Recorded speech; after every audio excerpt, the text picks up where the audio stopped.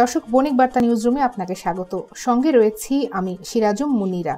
আজও বণিক বার্তায় প্রকাশিত একটি খবরের বিশ্লেষণ নিয়ে আপনাদের সামনে হাজির হয়েছি। আজ যে খবরটির বিশ্লেষণ করব সেটি ছাপা হয়েছে বণিক বার্তার শেষের পাতায়। নীতিমালার আগে গুলশান বনানীতে বাণিজ্যিক ভবনের অনুমোদন নয়। প্রতিবেদনটি তৈরি করেছেন বণিক বার্তার উপপ্রধান প্রতিবেদক জেসমিন মলি। তিনি এখন আমার সঙ্গে নিউজ রুমে আছেন, কথা বলবো তার সঙ্গে। মলি, আপনাকে স্বাগত। আপনাকে ধন্যবাদ। মলি, আপনার যে প্রতিবেদন সেখানে আমরা দেখেছি আপনি এর আগেও একটি প্রতিবেদন করেছিলেন যেখানে বলা হয়েছিল যে নীতিমালা না থাকার কারণে গুলশান বনানীতে যথেচ্ছভাবে বাণিজ্যিক ভবনের অনুমোদন দেওয়া হচ্ছে। তো আমরা এখন জানতে পেরেছি যে এটা এখন নীতিমালার আওতায় আনা হবে এবং নীতিমালা না হওয়া পর্যন্ত অনুমোদন বন্ধ থাকবে। আমাকে একটু বিষয়টা খুলে বলবেন। নীরা, আপনি জানেন 2016 সাল থেকে গুলশান বনানী বারিধারার ওই এলাকাটিতে আবাসিক যেই সব প্লট বিক্রি হতো সেই সব প্লটে নির্ধারিত ফি, যেটি কিনা কাঠাপ্রতি 50 লাখ টাকা, সেটি দিয়ে সেই সব ভবনের বাণিজ্যিক ব্যবহারের সুযোগ তৈরি করেছিল রাজুক। তো এই সুযোগের ফলে গড়ে দেখা যাচ্ছে প্রায় প্রত্যেকটি বিল্ডিং এ, প্রত্যেকটি প্লটই আবাসিক থেকে বাণিজ্যিক ভবনে রূপান্তরিত হচ্ছিল।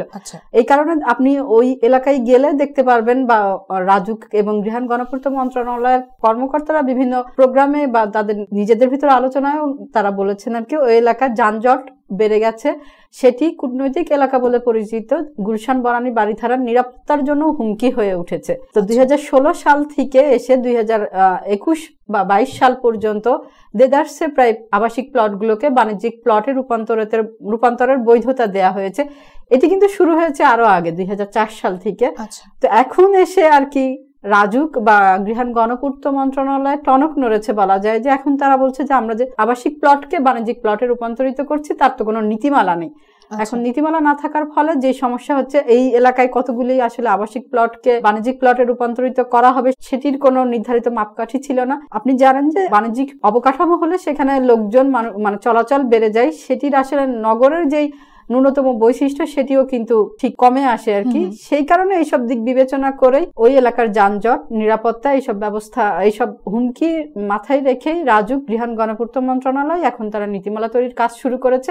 মূলত এই কারণে নীতিমালাটা তৈরির উপরে তারা জোর দিয়েছে আর কি। আচ্ছা, তো নীতিমালার মধ্যে আসলে কি কি আনা হচ্ছে, কি কি থাকবে, কিছু জানতে পেরেছেন? এখনো নীতিমালার যেটির কাজ একদমই প্রাইমারি স্টেজে রয়েছে, তারা মাত্র 2টি মিটিং করেছে। এর ভিতরে তারা রাজুক থেকে আবাসিক প্লটকে বাণিজ্যিক প্লটে রূপান্তরিত করা হয় সেই সব রাস্তার আয়তন, সেইখানে কতজন বসতি রয়েছে, আশেপাশে পার্ক, খেলার মাঠ, এইসব বিষয় বিবেচনা করার জন্য সেই সব তথ্য সংগ্রহ করছে।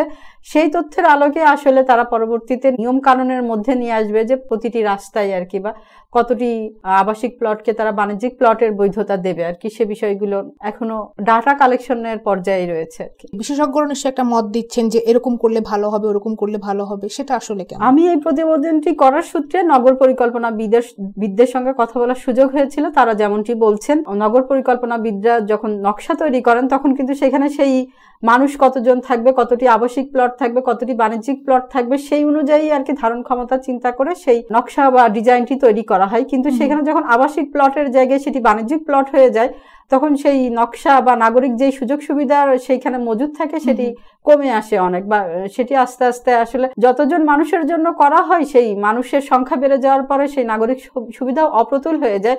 তো নগর পরিকল্পনাবিদরা আসলে কোনো সময় আবাসিক প্লটকে বাণিজ্যিক প্লটে রূপান্তরের বিষয়ে ইতিবাচক কোনো মতামত আসলে দেন না। তারা সবসময় চান যে আবাসিক প্লট আবাসিকই থাক, বাণিজ্যিক প্লট যেখানে তৈরি হবে সেখানে বাণিজ্যের কাজই হোক। তো এই বিষয়ে আসলে নগর পরিকল্পনাবিদরা কোনো সময় ইতিবাচক না। এখন যেহেতু আমাদের ঢাকা শহরের লোক সংখ্যা বেড়ে গেছে, আমাদের আসলে দরকারও তো, সেজন্যই আর কি এইগুলো কিভাবে অ্যাকোমোডেট করা যায় সে বিষয়টি তারা বলছেন আর কি।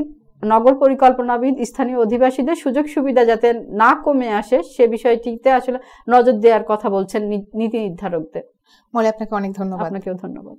দর্শক, এতক্ষণ সঙ্গে থাকবার জন্য আপনাদেরও ধন্যবাদ। প্রতিদিন এরকম বিশ্লেষণধর্মী নানা আয়োজন নিয়ে আমরা থাকছি সামাজিক যোগাযোগের বিভিন্ন মাধ্যমগুলোতে, চোখ রাখতে পারেন সেগুলোতেও। এছাড়া যখনকার খবর তখন পেতে ক্লিক করুন www.bonikbarta.net। ভালো থাকুন, সুস্থ থাকুন।